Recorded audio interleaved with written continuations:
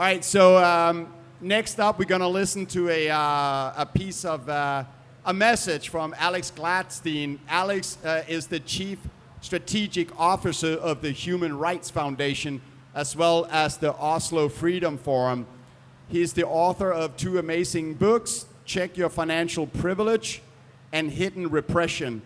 So let's hear the clip, and then we'll comment on that. Hi, how are you doing? My name's Alex. I wanted to deliver a message about Bitcoin and freedom. Obviously, Massachusetts is historically the site of a lot of pro-freedom activity, very revolutionary crowd, I'm sure. It's a place that's dear to me. I grew up in New England. I went to college in Massachusetts. I spent a lot of time in the Boston area. I think the region is primed for Bitcoin adoption. I think it'll happen brick by brick with local merchants, local communities, just like it's going to happen everywhere else in the world. So I'm happy to contribute to this gathering. Bitcoin is a revolution. It's got a lot of things in common with the American Revolution. It is basically anti-imperial. You have these big global powers that want to centralize authority and control over you, and the founding fathers of America wanted to make something different. The ideas they laid down in the Declaration of Independence and the Bill of Rights still animate the best parts of our country, and they inspire so many people to come to the United States for freedom. I think that you could pretty easily say that Bitcoin is a declaration of monetary independence. It is a rallying cry for something new and different. It's the idea that we could have one open standard for money for everybody in the entire world, regardless of where they were born or what they believe in or what kind of views they have, what they look like. That's completely permissionless, that does not require ID, that does not require subservience to some sort of registration system that move money around without Big Brother watching. That is something that I think the founding fathers would have really been excited about, especially Jefferson in particular. I think the history of the US is filled with the struggle between people who want freedom and people who want control and centralization of bureaucracy. Obviously, the whole debate with Hamilton, boiled down to this control over the national economy versus more kind of regionalized control. I think that in the 20th century, centralization of the economy won. That's what Eisenhower warned against in some ways in his speech against the military-industrial complex. It's what cypherpunks warned against, with the digitization of money. And 20 years ago, it was looking pretty bleak. I mean, we had really gone from a system of regional control of many different currencies and all kinds of different local powers exerting their rights and liberties to a system where a handful of bureaucrats basically controlled economic activity. And that obviously is the status quo for most people around the world. We have something different now. It's very exciting, and it's not perfect. It's pretty new. It's still evolving. Obviously, we'll see by the time this plays, but it has challenges for adoption, and it's growing. It has growing pains. But Bitcoin is, at the end of the day, it's freedom money, and it's not just for people in Massachusetts and for Americans. It's for everybody.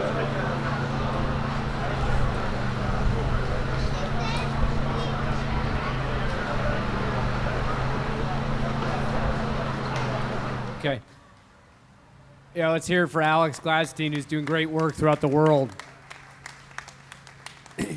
Alex and his team are, truly doing amazing stuff and helping to change the world. And my name's David Foley. I'm happy to be here with the Bitcoin Opportunity Fund, and just want to again thank Jeff and Greg and their team for just an amazing group that they're building here. This whole festival. And the whole Mass Bitcoin meetup is they're doing a great job.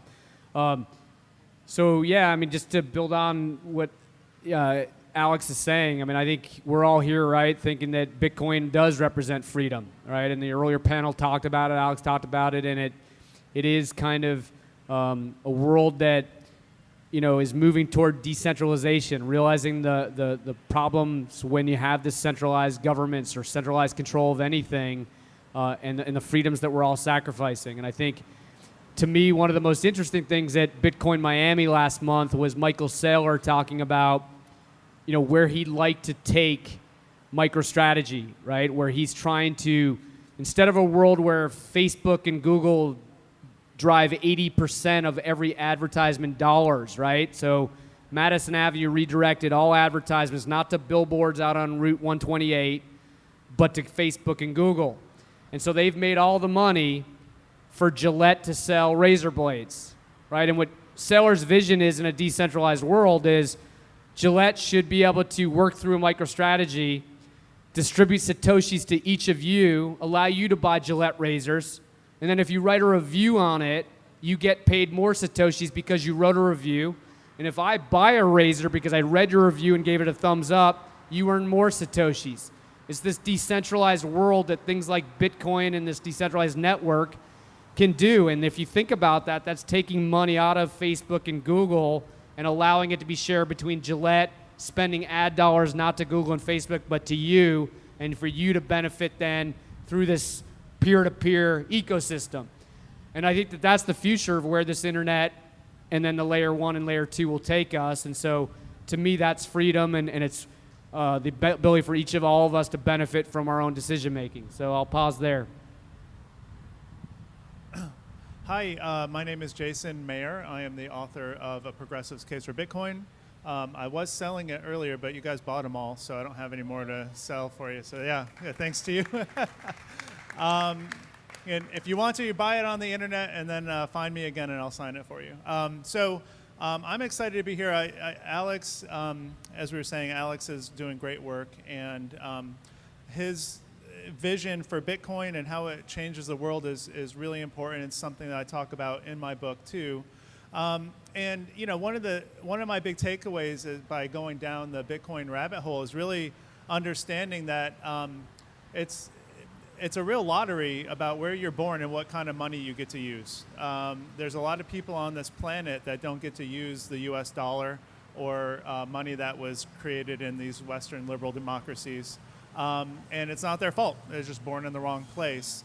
And what I come to realize is that there's a huge advantage and privilege of being American, in my case, and knowing that I get to use the dollar.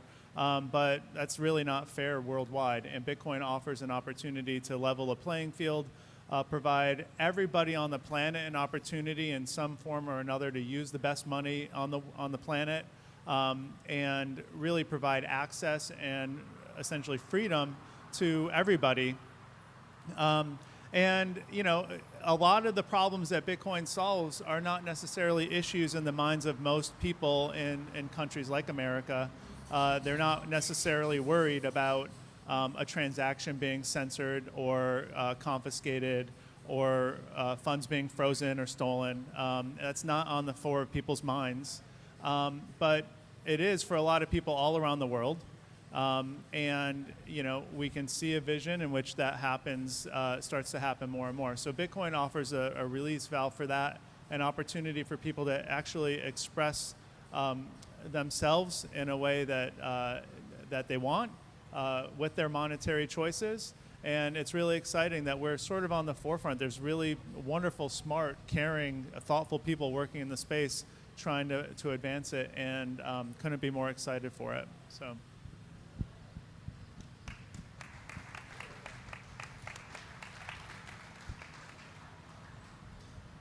You know, we all have these moments in our life that are surreal, that get implanted in our brains.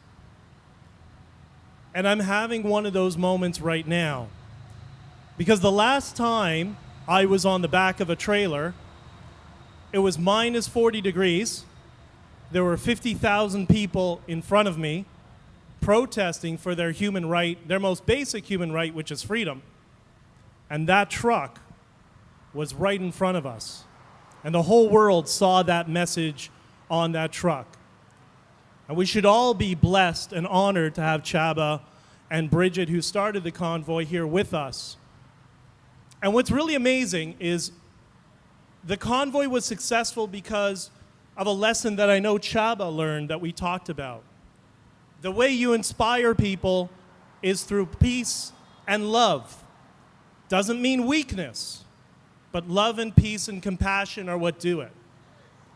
And here we are, almost 2 years after, and that same feeling that I know we had in Ottawa when the government was oppressing us, but we were surrounded by some of the most peaceful people in our country, is exactly the ethos that I've experienced every time I've come down to Boston, every time I've gone to Bitcoin Miami and met people who you think are strangers until you start to talk and you realize we all have the same worldview, the desire for freedom, irrespective of our political differences.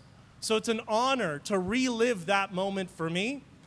And Alex's message about human rights and freedoms is a perfect overlay over that message of love and freedom and fighting oppression. And Bitcoin is the way to do that in a peaceful way, in a way that our families can accept it. They don't see it as something that's overly aggressive. In fact, it's passive and it's something we bring people into. So good on all of you and on Alex for sharing that sort of message and ethos. And I feel as though the momentum of what we were building in Canada is also present in the global Bitcoin movement. And beside me, I have this gentleman here who lived on the other side of freedom and had to fight for his freedoms to come to the West. And he has some dire warnings of what he's seen, but he's also seen so much love of us coming together and supporting each other. And I want to hear his comments on that. And thank you for having us here.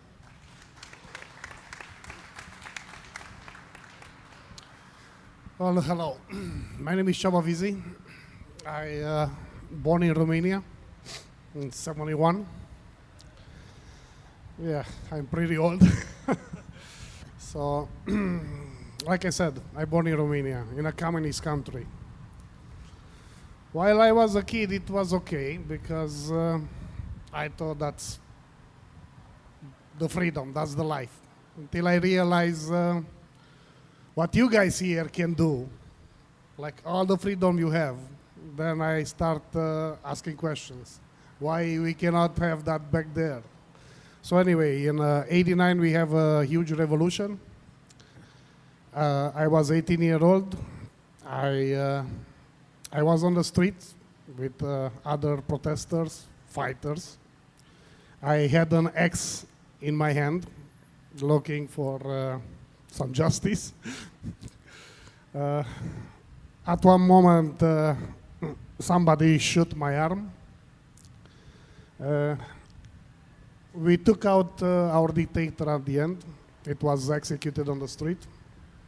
That was amazing. But things didn't really change even after. So I said, I born free. And I was just decided to come and live in Canada, which one was okay for a while, until we just realized if I don't take the poison what the government makes me do, I cannot provide for my family anymore.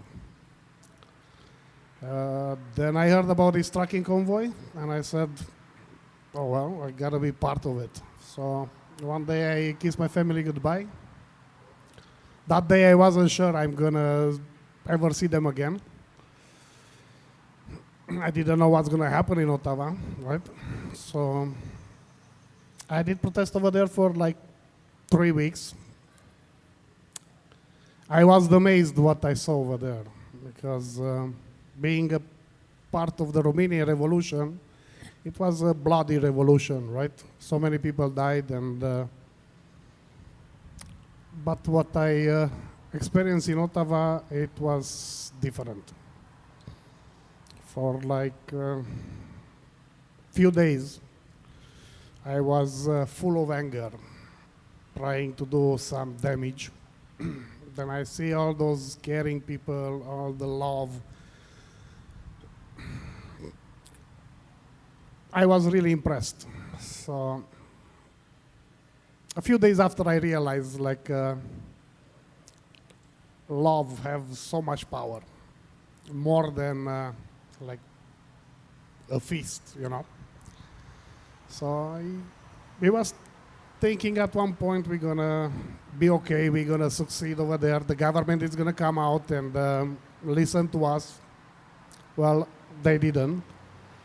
So we continued to push our horns for like 3 weeks period until Justin Trudeau decided we become too dangerous because we start walking up the ward. And he sent out the police. We was beaten up. Me personally, I went down on my knee, hands behind my head, because I refused to leave, you know. I promised to myself, to my family, and all of the people who they don't have a voice or the courage to fight. I will be there until the end, and I'm not gonna move. Doesn't matter what's gonna happen. So the day when the police decide to clear the streets, I get down on my knee, I hands behind my head, and they took me. I got a nice beating. It was like presented all over the world. Thank you, cartackers, for that. I had like 3 officers on top of me, kicking me from each direction.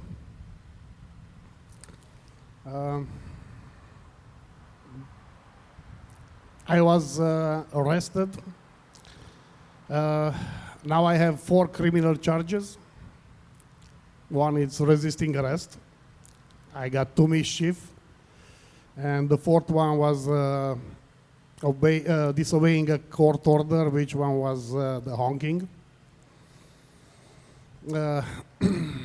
In September, I'm gonna have like a 5 days trial in Ottawa. They want to put me in jail. They try to intimidate us. But me personally, I don't care. I born free, and I'm never gonna do what my government is forcing us to do, you know. I was yesterday hearing somebody saying about freedom, like, what's the meaning of the freedom? Well, I got my own version too. It might sound funny, maybe. Well, let's imagine a backyard, okay, with fences all around. Those people which one I'm talking about, let's make them chickens, okay? Chickens because they accept everything what their government, their owner, feed them. Also, they have the fences all around. And they are thinking, oh, this is the life, this is the freedom, this is nice. But no, that's not the freedom. You know, some people, they just born like like eagles, who they cannot be put in cages or boxes. So I'm one of those eagles. So yeah, that's what I think what really freedom is. To choose whatever you have want to do. To choose what you're going to put in your body. I'm so grateful to be here at this Bitcoin festival. I don't know not much about Bitcoin, almost nothing. But today I decided to be part of this Bitcoin family because I heard it's going to give us freedom against the government. And I said to my wife, you know what? We're going to be in with all our $27 what we have in our account right now. I said, fuck it. We're going to be in a Bitcoin. So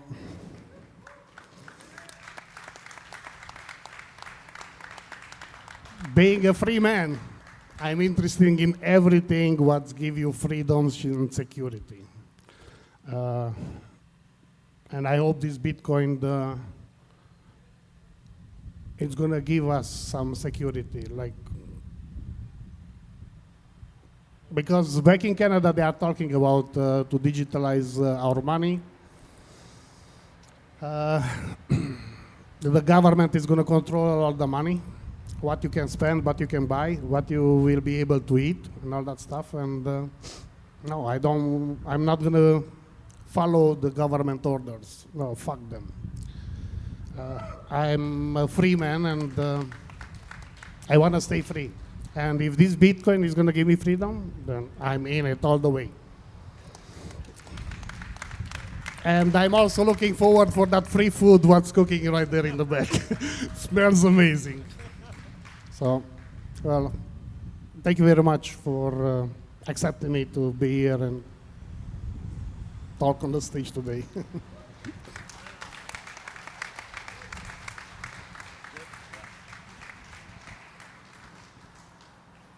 Yeah, that's pretty hard to follow up, but you're talking about, Csaba, how the government wants to control us, and that is the theme for today and what we've all been talking about. And so governments and central banks who really run the show, they have a wet dream that is called CBDCs. CBDCs are central bank digital currencies, and they love that because they can control us even more and tell us what to do, and if we don't do what the government want, they can financially punish us. The way it works, they're gonna try and implement it, but it's not gonna work. People are gonna figure it out. But what they hope to achieve is, so it'll replace whatever money we have in whatever country we live in. And if, for instance, you buy a little bit too much meat, and that is right now the political agenda that you should not be eating too much meat, they can punish you a little bit financially and take a little bit of that money because it'll be like we all have an account with the central bank in the country we have. If your car has a little bit too big an engine, we can also take a little bit of money. If you don't spend your money, but you're trying to save for your family and your future and your retirement, if they evaluate or judge that you should be spending your money to keep people in their jobs, then they can just take away from it if you're not spending your future retirement. And that's the opposite of freedom. They're going to try and tell us what to do and punish us if we don't. And the thing with Bitcoin is, it is not at all in the hands of the government. It's decentralized. The best way to explain why it's so powerful that Bitcoin is decentralized is, if you remember Napster, which was a centralized music sharing, illegal sharing of files, I guess, audio and video. Because Napster was one organization with a computer running that, when you have a central point, you can go in and shut it down. Immediately after that happened, Bram Cohen created BitTorrent, which is decentralized network.